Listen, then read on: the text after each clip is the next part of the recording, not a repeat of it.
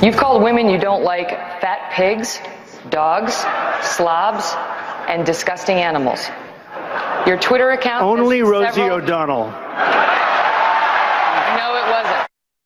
Donald Trump didn't waste any time complaining via social media and to anyone who would listen that he was being picked on Thursday night.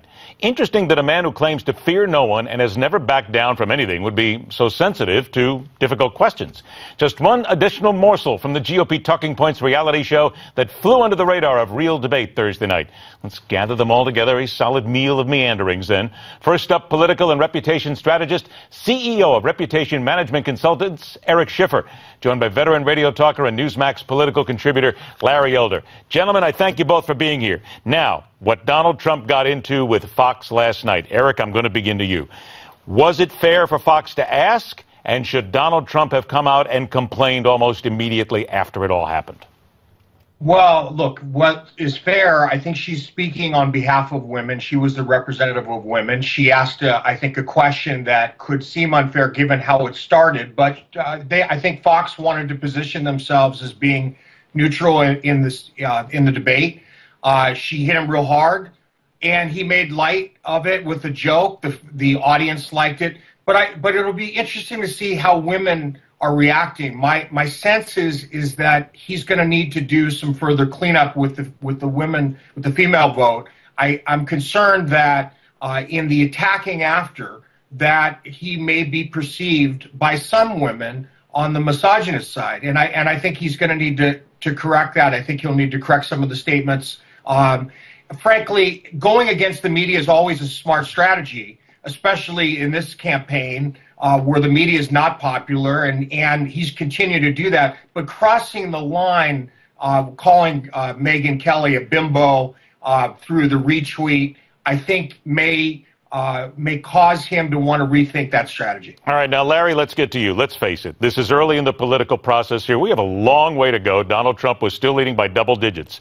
But if you take that all into consideration here, does he not have to be a little bit more careful? Because his past, like every other past, will come up, and people will ask hard questions. You got to learn to take them, Larry. I mean, look, you've been on that side, on the talker's side before. You want to ask the tough questions, right? Absolutely. As far as I'm concerned, Donald Trump needs to raise his game. Out of the chute, he got a question about whether or not he was going to support the other Republican candidates. If I were Donald Trump, I would have said, given what these other 9 gentlemen have said about me, ask them if they'll support me when I get the nomination. That would have brought the House down. He should have been ready for that. But to be thin-skinned and then to start picking on the moderators, I don't think served him very well whatsoever.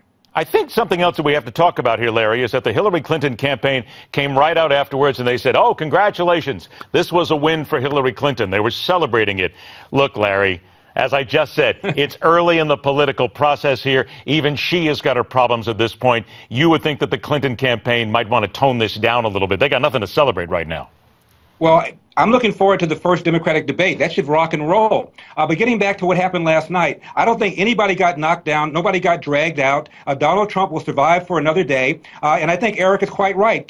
Some people are so angry at the media, including Fox, that it may even benefit Donald Trump. But you got to put some meat on some of these policies. You just can't say we're being beaten by Japan in trade. We're being beaten by Mexico. Well, he said this all before. He has said this all before. These are his talking points. These are his talking points over and over again. Exactly. Hey, Eric, let's talk about meat and a debate here. Chris Christie and Rand Paul went at it. And there are people, everybody I've talked to said there's no doubt Rand Paul lost this one, and Chris Christie dug in and gave himself that really good image of the fighter and the go-forward guy. You agree with that? I agree with that. Unfortunately, I think they're both failed candidates. I don't think that they're going to get much further. In fact, I think that they're just taking up air in the room for ultimately what will be the winner, either Bush or Walker or Trump. To me, it's sensational. There was a little bit of conflict, but frankly, from a substantive standpoint, I don't think that it adds much in reality. The interesting takeaway. And I agree with Larry, is that I don't think Trump is going to be hurt here. I think, in fact, it could help him, except on the female side, but I think he will get that right. this is an opportunity, I think, for all Republicans to really learn from what Trump is doing. He gets entertainment. He gets the drama. If you look at just the nonverbal side of things, how he presented himself with the way he postured, the way, other than the words that he used, just the way he carried himself, just the tone of voice, he was the alpha.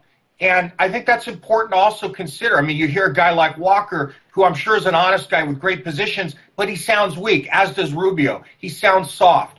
Those things need to be considered on the presidential side. Okay, only got 20 seconds left, Larry. Do you expect now we're going to hear more focus on the issues?